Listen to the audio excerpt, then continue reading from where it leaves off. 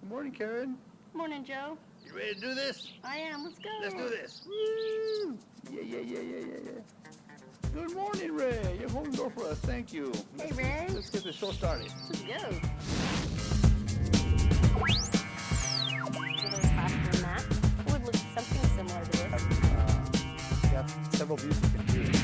Hi, I'm Karen. And I'm Joe. And welcome to What's Happening? Today we're going to share an app called Popplet Lite.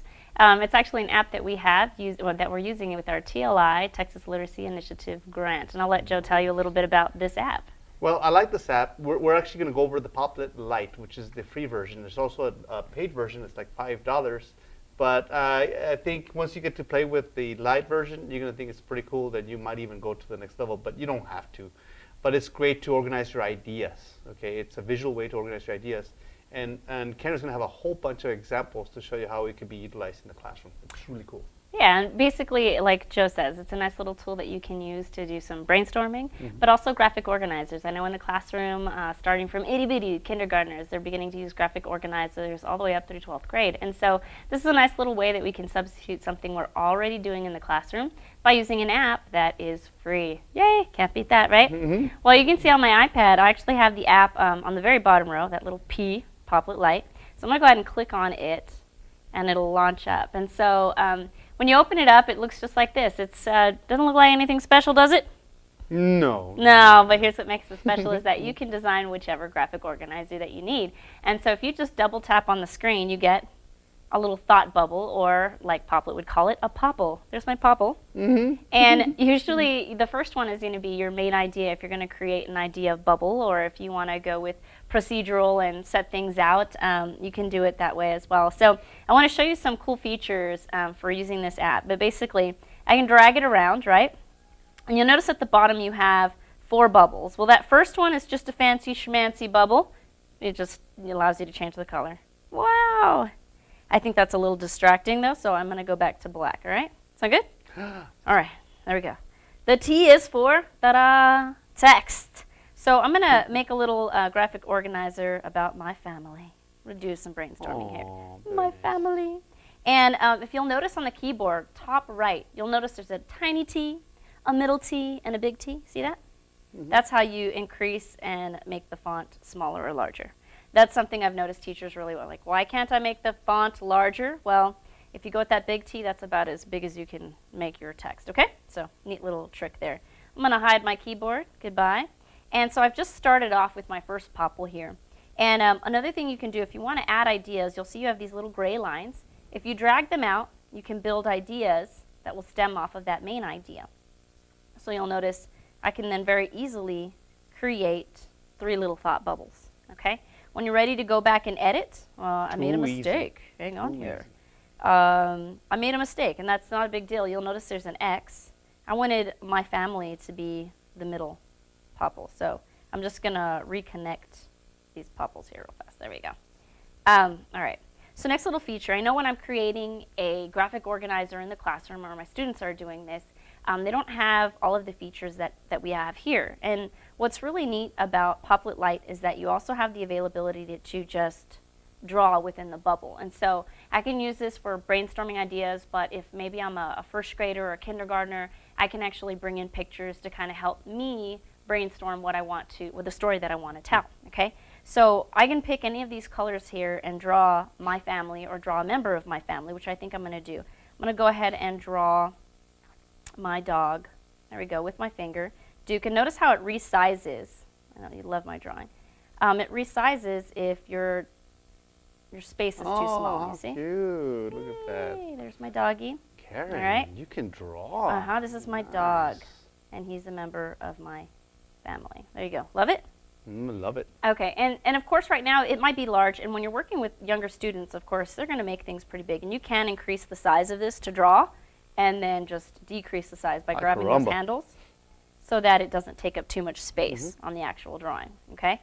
So I have a dog as part of my family, and you'll notice that 4th little bubble has like the mountain scene, and that's just to bring in pictures. And the neat thing about Popplet Lite is it allows you to access the pictures you've already taken, or to take a picture, right? So we're going to go ahead and open up the library where I've saved a couple photos already. There we go. And we'll bring in my mom. There we go. There's my mom. Oh, And what's cute. neat about this, again, if you do want to add text to it, I can type the little text and label that this is my mom. So I have my mom, I have my dog, right? Let me go back over, and I need another popple, so I'm going to take this little gray bubble so that I can extend. I have my dog, my mom, and I was showing you that little feature about the camera, right? So if I didn't draw something ahead of time, I can take a photo, and I'm going to try not to make you dizzy. There we go. We'll take a picture of, here we go. Joe, sorry, you're going to be sideways again. Of my friend here, Joe. He doesn't look like he's happy to be a part of my family. All right, I'm going to click done. And now I've also taken a photo here to show you that, let me write here on top of this. So that Joe, we can write on top of our pictures, Nice. is a part of my family here. And I love that part that it resizes everything. That's really cool. Yeah, it's really nice. And I'm going to pinch actually on the screen to make it a little bit smaller. There we go. And it's not making the bubble smaller, it's just making it so that your playing field, your canvas is a little bit larger to work with. So I have a nice little popple here that shows your Popplet, my family. I've got my dog, my mom, and my good friend Joe here, and they're part of my family. So you'll see that, again, just kind of recap, that you can go ahead and add text, you can write, you can draw, you can bring in a camera photo, like using the actual camera, or bring in something from your photo library. I really like that. If you notice though, once you're finished creating all of this, right, well, what do I do with it? You'll notice on the top right, there's a little export button. This is my favorite part because if we're working in the classroom and students are working in a center and I say, okay, I want you to brainstorm some ideas for blank, or maybe they're problem solving. Brainstorm some ideas on how we can solve this problem. Or I want you to retell the steps, first, second, third, fourth, fifth, what happened in this story chronologically. How do I know as a teacher that they actually have completed the work? Well, you'll notice on the very bottom it says Save JPEG.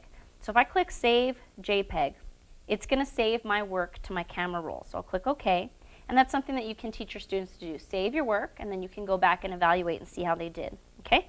So I'm going to hit my little home button here, and I'm going to go over to my camera roll, my photos, and you'll notice I've got to get back to my photos. All right?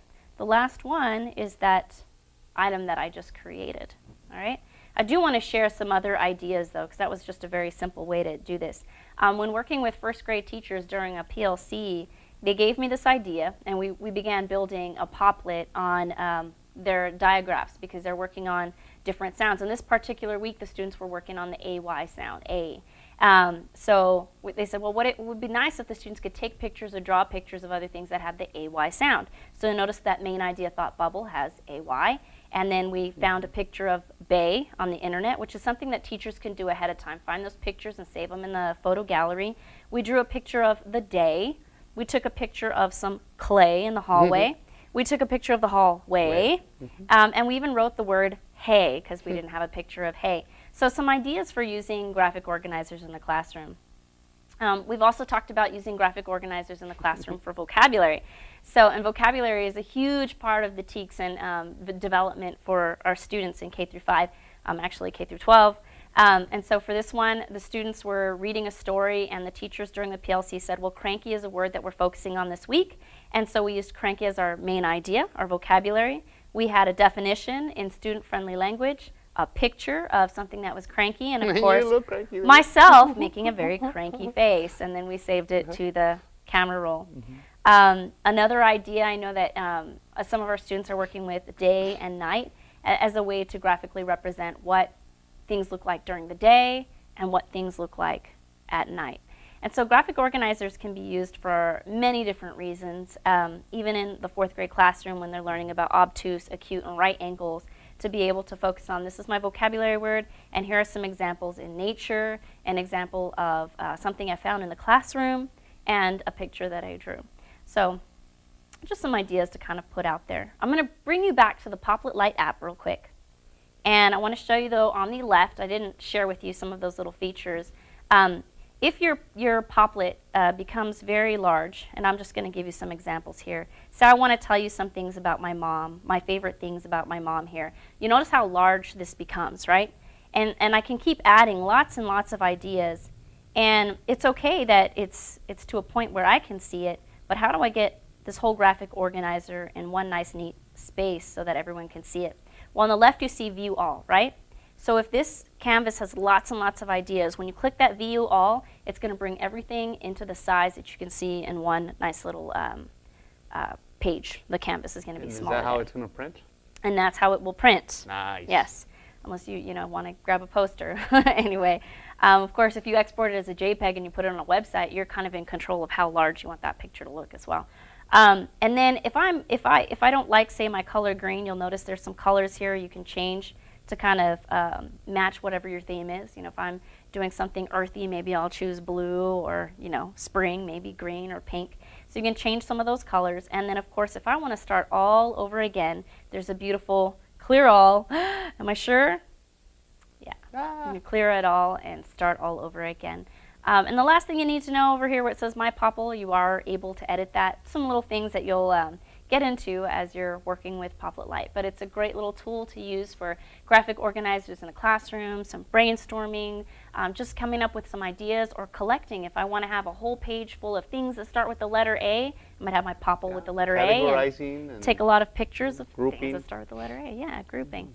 So anyway, I wanted to share this really simple to use, free graphic organizer tool, brainstorming tool, that is on our Texas Literacy Grant iPads. But of course, it could be on your iPad. It's a free tool that we can use. And there's lots of advantages of using this in the classroom. Fantastic tool. Yeah. All right. Well, we thank you for joining us. And don't forget to follow the EPISD TV Studio on YouTube and Facebook. Also, Facebook, Twitter. Oh, yeah. Twitter, I forgot Twitter. Twitter, to find more episodes of What's Appening, and of course some of the other series that we have going on, 10 and 10 and Byte Basics. Thanks for joining us. Adieu.